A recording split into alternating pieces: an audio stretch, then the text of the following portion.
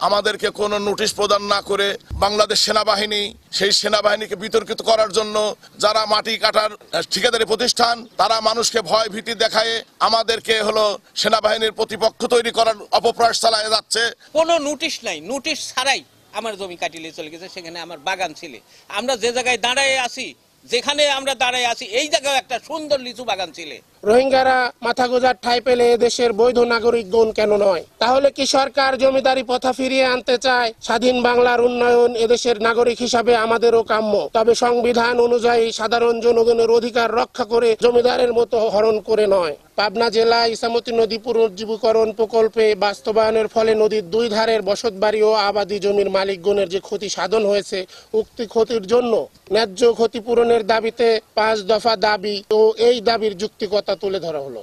প্রথম দফা, ভূমিহীন নিম্নবিত্ত মানুষের মাথা গুঁজার ঠাঁইটুকু ছিনিয়ে নেওয়া হয়েছে, তাদের জন্য বন্দোবস্ত চাই। এই দাবির পিছনে আমাদের যুক্তিকতা, তারা এদেশের ভূমিহীন মানুষ, এদেশের মানুষের মৌলিক অধিকার খাদ্য, বস্ত্র, বাসস্থান, চিকিৎসা এর আওতায় পড়ে। সরকারের দায় দায়িত্ব তাদের বন্দোবস্ত করা। রোহিঙ্গারা মাথা গোঁজার ঠাঁই পেলে এদেশের বৈধ নাগরিকগণ কেন নয়? নদীর দ্বিতীয় দফা আমাদের দাবি, নদীর দুই ধারের ব্যক্তি মালিকানা জমি SARS এবং দলিল দ্বারা বৈধ মালিকগণের জমি অধিগ্রহণ করায় ন্যায্য মূল্য প্রদানের দাবি। যুক্তিকতা, বর্তমানে আমরা স্বাধীন বাংলাদেশের নাগরিক। গণপ্রজাতন্ত্র বাংলাদেশ সরকারকে ভ্যাট ট্যাক্স কর প্রদানের মাধ্যমে আমরা এই জমির বৈধ মালিক। ব্রিটিশ ভারতের ম্যাপ দ্বারা আমাদেরকে উচ্ছেদ করা হয়েছে। বিগত 1612 থেকে 1947 সময় অবধি ব্রিটিশ ভারত। বিগত 365 বছরের এই ভূখণ্ডের ইতিহাস 7 বার পরিবর্তিত হয়েছে। 120 বছর আগে যখন CS রেকর্ড তৈরি করা হয় তখন এদেশের শাসন ব্যবস্থা গণতান্ত্রিক ছিল না। সুতরাং এদেশের বৈধ নাগরিকদের অবৈধভাবে উচ্ছেদ কেন মেনে নেবে? তাহলে কি সরকার জমিদারি প্রথা ফিরিয়ে আনতে চায়? স্বাধীন বাংলার উন্নয়ন এদেশের নাগরিক হিসাবে আমাদেরও কাম্য, তবে সংবিধান অনুযায়ী সাধারণ জনগণের অধিকার রক্ষা করে জমিদারের মতো হরণ করে নয়। তৃতীয় দফা, 34.77 কিলোমিটার নদী খননের মাটি উত্তোলন এবং সংরক্ষণের ফলে পাড়ের বসতবাড়ি, বাগান এবং ফসলি জমির যে ক্ষতি সাধন হয়েছে তার ন্যায্যতার ভিত্তিতে ক্ষতিপূরণ পরিশোধের দাবি। যুক্তিকতা, বসতবাড়ি, বাগান, কৃষি ফসল নষ্ট হওয়ার ফলে ব্যক্তি মালিকগণ আর্থিকভাবে ক্ষতিগ্রস্ত হয়েছে। এদেশের বৈধ নাগরিকদের আর্থিক নিরাপত্তা প্রদান করা সরকারের দায় দায়িত্বের আওতায় এবং জনগণকে নোটিশ প্রদান করা আইনের আওতায়। আমাদের বিনা নোটিশে উচ্ছেদ করা হয়েছে ভয় ভীতির মাধ্যমে। এদেশের নাগরিক হিসাবে সংবিধান আমাদের অধিকার সংরক্ষণ করে। চতুর্থ দফা, নদী থেকে উত্তোলিত মাটি টেন্ডারের মাধ্যমে বিক্রি বন্ধের দাবি।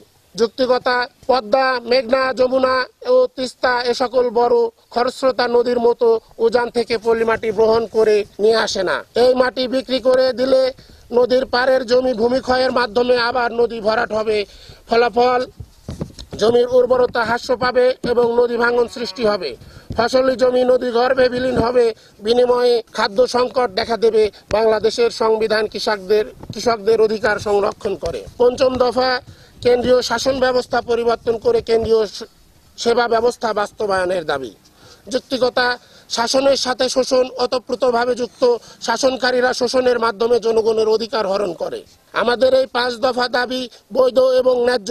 আমরা আগামী সোমবার পাবনা জেলা প্রশাসক বরাবর স্মারকলিপি প্রদান করিব। আমাদের অধিকার আদায় না হওয়া পর্যন্ত আমরা অবস্থান কর্মসূচি পালন করব। আমাদের অধিকার আদায় করে আমরা ঘরে ফিরব। আমাদের বাংলাদেশের বিভিন্ন রাজনৈতিক সংগঠনকে বা দলকে উদাত্ত আহ্বান জানাচ্ছি, আমাদের এই ক্ষতিগ্রস্ত পরিবারের সাথে একত্রতা প্রকাশ করে আমাদের দাবি আদায়ে সহায়তা করুন। কৃষকদের স্বার্থ রক্ষা করুন। কৃষক বাঁচলে দেশ বাঁচবে। আমাদের SA রেকর্ড এবং RS রেকর্ড থাকা সত্ত্বেও আমাদেরকে কোনো নোটিশ প্রদান না করে আমাদের বাংলাদেশ সেনাবাহিনী এদেশের অতন্ত্র প্রহরী দেশ রক্ষায় তারা ভূমিকা রেখে যাচ্ছেন। সেই সেনাবাহিনীকে বিতর্কিত করার জন্য যারা মাটি কাটার কন্ট্রাক্টরি পেয়েছিলেন তারা মানুষকে ভয় ভীতি দেখায় ঠিকাদারি প্রতিষ্ঠান আমাদেরকে সেনাবাহিনীর প্রতিপক্ষ তৈরি করার অপপ্রয়াস চালায় যাচ্ছে। আসলে আমাদের ন্যায্য দাবি আমরা এখানে উপস্থাপন করছি। আমরা আসলে সেনাবাহিনীর বিপক্ষে আমরা না, আমরা কারোর প্রতিপক্ষ না। আমরা আমাদের বৈধ এবং ন্যায্য দাবি আমরা জেলা প্রশাসক মহোদয় এবং পানি উন্নয়ন বোর্ডের মাধ্যমে আমরা সরকার প্রধানের কাছে আমরা আমাদের মেসেজ পৌঁছায় দিতে চাই, আমরা যারা নদী পাড়ে আছি আমাদের ক্ষতিগ্রস্ত পরিবারকে যেন ক্ষতিপূরণ দেওয়া হয়। ইসামতি নদী খননের জন্য যে সমস্ত দুই পারের হাজার হাজার জনতা আজকে ক্ষতিগ্রস্তর মধ্যে হাবুডুবু খাচ্ছে, এই বিষয়ে আমি আমার বাংলাদেশের প্রধান যিনি এবং সরকারের কাছে আমাদের আকুল আবেদন জানাচ্ছি যে আমাদের এই ক্ষতিপূরণ এবং বাসাবাড়ি বাগবাগিচা জমি বিঘাকে বিঘা জমি নষ্ট হয়ে যাচ্ছে এই মাটির কারণে, তারপরে মাটি উঠায় নিয়ে যাওয়া হচ্ছে। আজকে আমরা কি বাংলাদেশের নাগরিক নয়? যদি নাগরিকই হয়ে থাকি তাহলে এই বাংলার মাটির থেকে কি আমরা বের হয়ে চলে যাব? কেউ কোনো নোটিশ নাই, নোটিশ ছাড়াই আমার জমি কাটিয়ে চলে গেছে, সেখানে আমার বাগান ছিল। আমরা যে জায়গায় দাঁড়ায় আছি, যেখানে আমরা দাঁড়ায় আছি এই জায়গায় একটা সুন্দর লিচু বাগান ছিল। দেখেন আপনারা, দেখেন এখানে নাই, লিচু বাগান নাই, একটা গাছও নাই। অনেক গাছ মাটির চাপে মরে যাচ্ছে, এখনো মরে যাচ্ছে, আপনারা সেগুলি দেখাবেন। তাই আমি সরকারের কাছে আকুল আবেদন, এই যে আমরা এখন ভূমিহীন বাস্তুহারা মানুষ, আমাদের দিকে দৃষ্টি আকর্ষণ করার জন্য সরকারের কাছে আকুল আবেদন করছে। আমাদের এই নদী পূর্ণ খননের জন্য কোনো বাধা নাই। আমাদের জমি থেকে যে জমি কাটে নেওয়া হয়েছে তাতে আমারে কোনো বাধা নাই। আমার দাবি একটাই, আমাদের ক্ষতিপূরণ বহন করুক।